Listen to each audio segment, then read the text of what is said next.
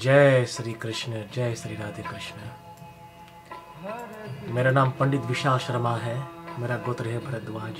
मैं अपनी ओर से और हमारी ब्राह्मण समाज की ओर से मैं सभी को मैं जय श्री कृष्ण का मैं भेंट करना चाहता हूँ।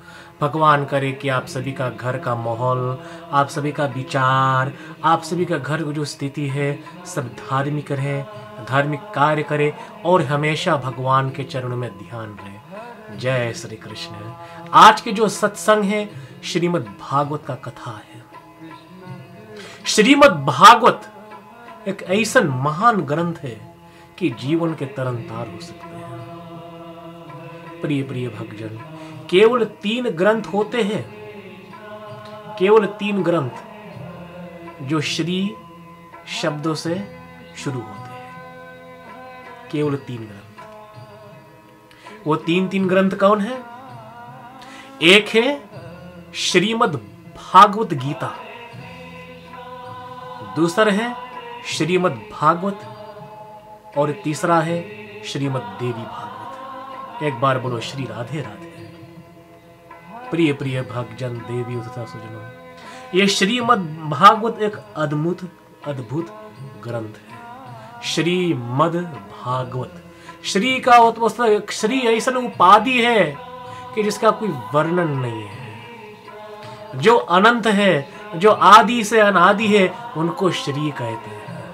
श्री मद माने आपकी जो मति है, आपका मति अनंत काल से आपका मति निर्गुण में हो जाएगा। श्री मद भगवत, भागवत भागवता से भागवत बनता है। ये 4 शब्द से भागवता,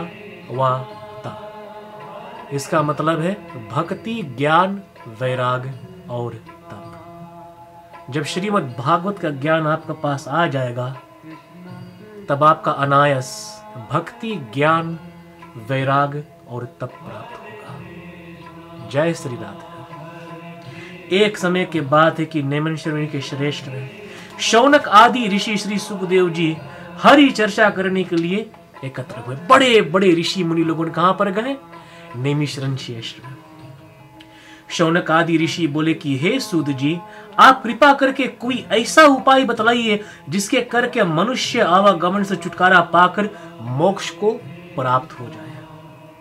शौनक जी ने इस प्रकार से लोकहितकारी वचनों को सुनकर सूत जी कहने लगा कि हे ऋषि, आज तुमने मनुष्य का पात्र का उद्धार के बड़ी उच्चा प्रश्न किए है, बहुत उच्चा प्रश्न किए है। कौन कारण से? कलयुग का उद्धार करने के लिए। कलयुग में श्रीमद् भागवत की कथा की मोक्ष को देने वाली और जिसका वर्णन श्री सुखदेव जी ने राजा परीक्षित से किया और राजा परीक्षित उसको श्रवण पाठ से मोक्ष को प्राप्त हुआ। एक बार बोलो जय श्री राधे राधे। राजा परीक्षित जब अपने मां के गर्भ में थे, राजा परीक्षित के मां के नाम थे उत्तरा। जब उत्तरा के गर्भ में वो थे तो पूरा 9 महीना भगवान श्री कृष्ण का वो दर्शन किए। अपन मां के पेट में वो थे, गर्भ में थे, ठीक है। और अपन मन में विचारने लगा कि ये महापुरुष कौन है जिसके पास शंख, चक्र, गदा, पद्म है, हाथ में गदा लिए हुई है, जो नील रंग का है, जो इतना सुंदर है, इसका सुंदरता वर्णन नहीं किया जाते, जो इतना दयालु है, इतना महान है। ये महान पुरुष कौन है? ये कौन महापुरुष है? और जीवन भर उसने परीक्षा किए, जीवन भर परीक्षा किए। यही कारण से जितना सब ब्राह्मण लोग वहां पर थे, बड़े बड़े ब्राह्मण लोग वहां पर थे, ऋषि मुनि परीक्षा किए, परीक्षा किए, परीक्षा किए। परीक्षा से उसका नाम परीक्षित पड़ गया। इस कारण से उसका नाम है परीक्षित। जिस समय श्री सुखदेव जी राजा परीक्षित को श्रीमद् भागवत की कथा सुनाने को बैठे, उस समय देवता अमृत का घड़ा लेकर आए और सुखदेव जी से कहने लगा कि हे भगवान, बड़े बड़े देवी देवता भी विमान में बैठकर आने लगे। कौन कारण से? बड़े भाग मानुष तन पावा, सुर दुर्लभ सब ग्रंथ ही गावा। बड़े बड़े विमान में आकाश मार्ग से देवी देवता भी आते हैं। श्रीमद् भागवत साथ साथ बताते हैं कि कहीं जगह राम कथा होते हैं, कहीं जगह कृष्ण कथा होते हैं, कहीं जगह शिव पुराण होते हैं, कहीं जगह रामायण होते हैं, कहीं जगह सत्संग होते हैं। वहां पर देवी देवता का निवास होते हैं। बड़े बड़े आकाश मार्ग से देवी देवता आते हैं। प्रिय प्रिय भक्तजन, इस कारण से कथा पर जाना चाहिए। ठीक है। बहुत लोग बोलते कि पंडित जी पंडित जी पंडित जी पंडित जी, जो फिल्म जो रामायण होते हैं मैं हर रोज देखता हूँ, जो महाभारत होते हैं मैं टीवी में देखता हूँ, डीवीडी में बिकते हैं, तो बहुत अच्छा है। ठीक है, में से कोई शिकायत नहीं है। डीवीडी में जितना सब रामायण है, जितना सब भागवत है, कृष्णा है, सब देखो, मैं इनकरेज करता हूँ। लेकिन कभी कभी जो सत्संग है, सत्संग लाइव होना चाहिए, तब आपका सत्संग का प्रभाव होगा। ये अमृत पिलाकर राजा परीक्षित को अमर कर दीजिए और श्रीमद् भागवत की कथा लोगों को सुनाइए। ये अमर गंत्र मुक्ति पंत्र, ये पंचम वेद निराला, नो ज्योति जगाने वाला, नो ज्योति जगाने वाला। यही है। देवताओं के वचन सुनकर सुखदेव जी कहने लगे कि अमृत कांच की समान है और श्रीमद् भागवत की कथा मणि के समान है। यही कांच है, यही मणि है, राम नाम के हीरे मोती मैं बिखराऊं गली गली। ठीक है, यही नाम के मोती आप सभी को लूटना चाहिए। यह कथा देवता को भी दुर्लभ है, क्योंकि 7 दिन श्रवण कर से ही मोक्ष प्राप्ति हो जाते हैं। केवल 7 ही दिन। प्रिय प्रिय भक्तजन, कौन कारण से 7 दिन कहा है? कारण कि 7 दिन के भीतर हम सभी का जन्म होते हैं और 7 दिन का अंदर हम सभी का देहांत होते हैं, भगवान में ले जाते हैं। यह कथा ब्रह्मा जी ने नारद जी को सुनाई, परंतु सप्ताह के विधान सनत कुमार जी ने नारद को बुलाया था। वही प्रसंग से आप लोगों से कहता हूं। ब्रह्मा जी नारद मुनि को सुनाए, नारद जी सनकादिक ऋषि से सुनाए। एक समय सनक, सनंदन, सनातन और सनत कुमार ऋषि सत्संग के हेतु बद्री का आश्रम गए और वहां उन्होंने नारद जी को आते देखा। नारद जी क्या कहते हैं? श्रीमन नारायण नारायण नारायण, श्रीमन नारायण नारायण नारायण। बीना करताल बजाते बजाते कहां पहुंच गए? बद्री के आश्रम में आकर वहां पर पहुंच गए। ठीक है, और भगवान में बैठ के समाधि लगाए हैं। कौन कारण से समाधि लगाए? भगवान का दर्शन करने के लिए, ताकि उसका और ज्ञान प्राप्त हो। और वहां पर कौन पहुंचे? सनक, सनंदन, सनातन, सनत कुमार। वहां ऋषि नारद से बोले कि हे नारद, तुम उदास दिखाए रहे हैं, इसका दया के कारण क्या है? कौन कारण सा इतना उदास है? नारद जी कहने लगे कि हे प्रभु, मैं मृत्यु लोक में विचरण करते आया हूं और वहां ने सबका राग, शोक तथा धन आदि से दुखा देखा और आधर्मी भर रहे हैं। धर्म धारी बहुत दुखी है। ठीक है, सब धर्मी है, कारण कि कलयुग का बेला लग गया। अब कलयुग कब से पड़ा, इसका भी ध्यान करना चाहिए। श्रीमद् भागवत साफ साफ बताते हैं कि जब कलयुग कब पड़ा?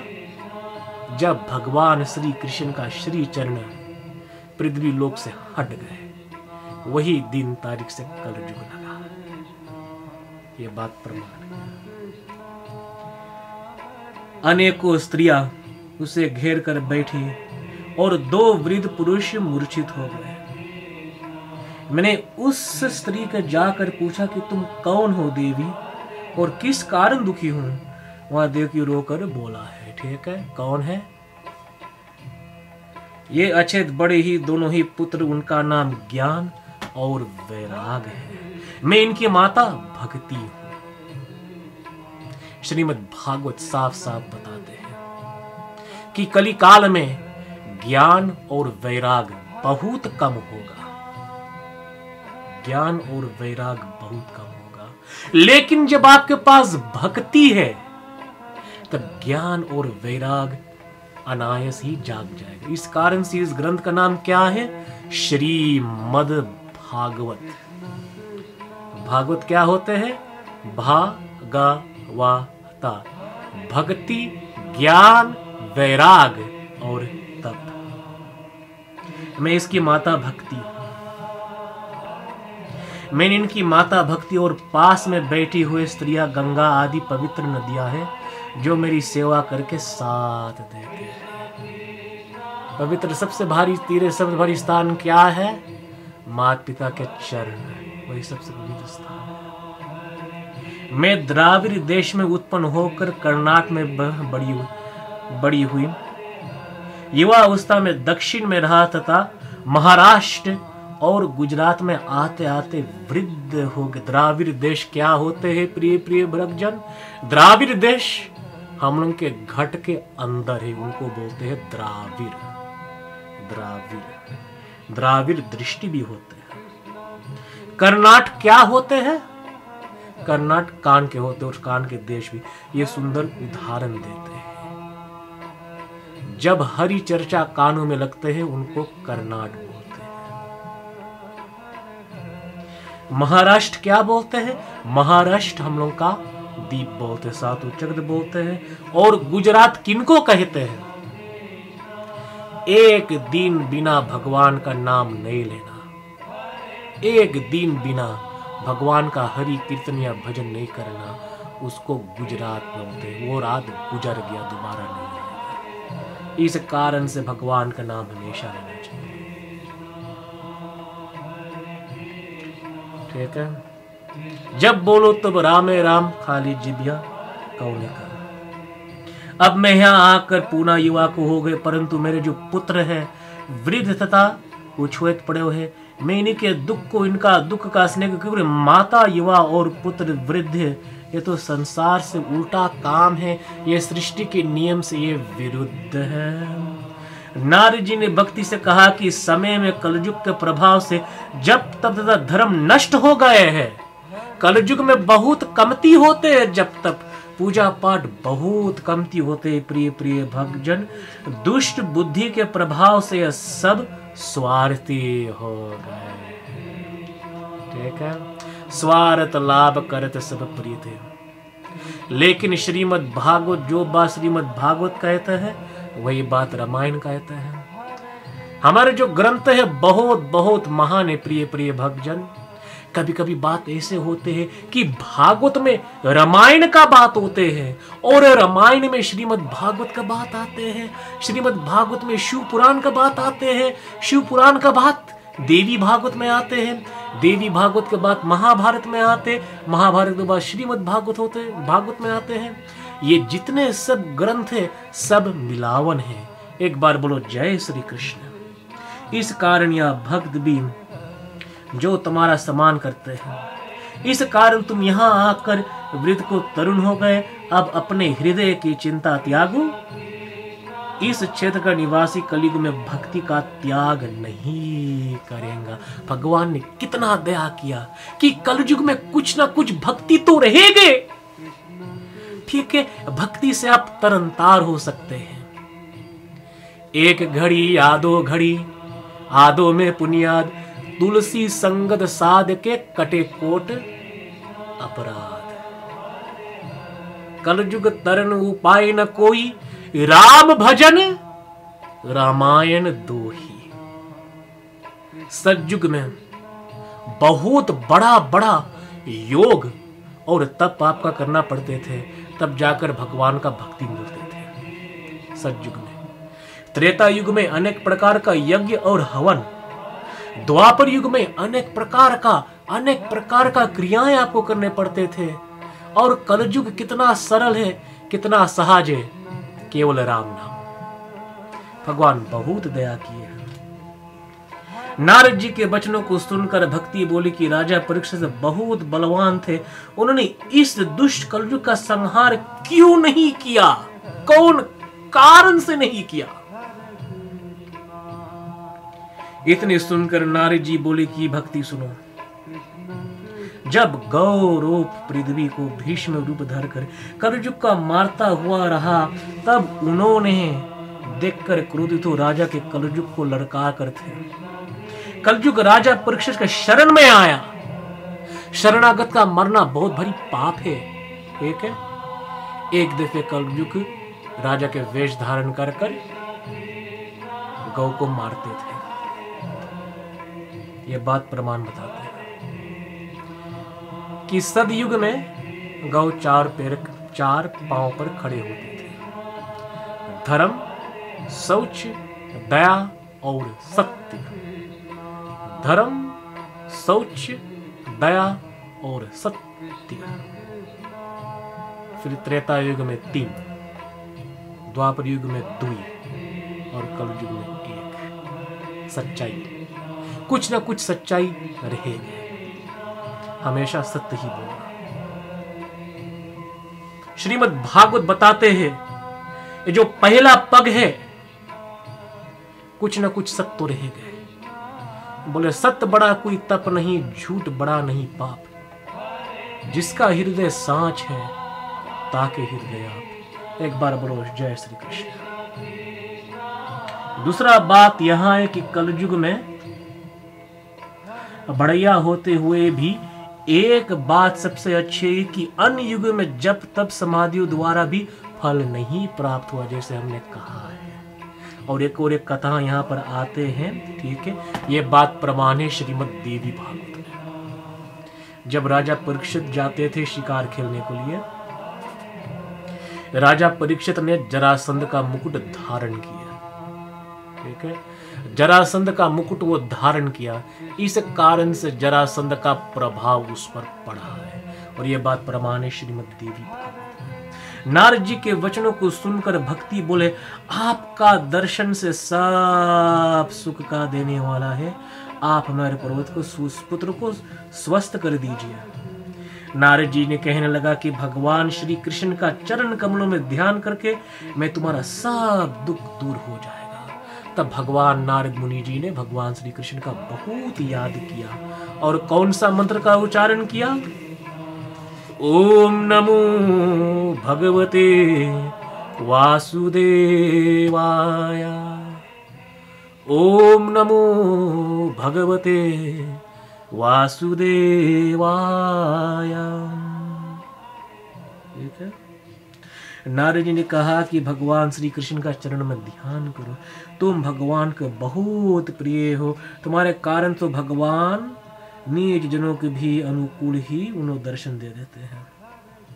सतयुग में ज्ञान और वैराग से मुक्ति प्राप्त होती थी, परंतु कलयुग में भक्ति ही मुक्ति को देने वाला है। इस कारण से इस ग्रंथ का नाम है श्रीमद् भागवत। भा का मतलब भक्ति। जब भगवान ने तुम्हें बनाया था, ठीक है, तुमने उसको आज्ञा मानी और मैं क्या करूं, तो भगवान ने भक्तों को युद्ध करने के लिए आज्ञा दी थी। किसका युद्ध करना है प्रिय प्रिय भक्तजन? हम लोग के अंदर जो 5 चोर है, काम, क्रोध, लोभ, मद, मोह, जो हम लोग के अंदर है, उनसे युद्ध करना है। तुम्हारे स्वीकार कर कर भगवान ने तुम्हें ज्ञान वैराग नाम के सेवक और मुक्ति सेवक के रूप के प्रदान कर दिए हैं। ज्ञान और वैराग और सरोवर तीर भक्ति का ही लक्षण होते हैं। तुम्हारा निवास स्थान तो बैकुंठ है, परंतु भक्तों का पोषण करने के लिए तुम ज्ञान वैराग और मुक्ति सहित पृथ्वी पर रहते हैं। ज्ञान और वैराग पृथ्वी पर रहते हैं। ज्ञान वैराग कैसे मिलेगा? ठीक है। वैरागी उनको नहीं कहते जो संसारी, जो सन्यासी है। ऊपर से सन्यासी का अर्थ क्या है, यह बात को पता लगना चाहिए। सन्यासी उनको कहता है, वेदांत सूत्र में बोलते हैं, सन्यासी न समनिर्ता न त्यागो न संपता। जो संसार में रहकर जो संसार को त्याग देते हैं, उनको सन्यासी कहते हैं। ज्ञान और वैराग ज्ञान किनको कहते हैं? जिसका पास आत्मा ज्ञान है, ब्रह्म ज्ञान है, ब्रह्म निष्ठा है, वो सही ज्ञान है, उसको बोलते हैं श्रीमद् भागवत का ज्ञान।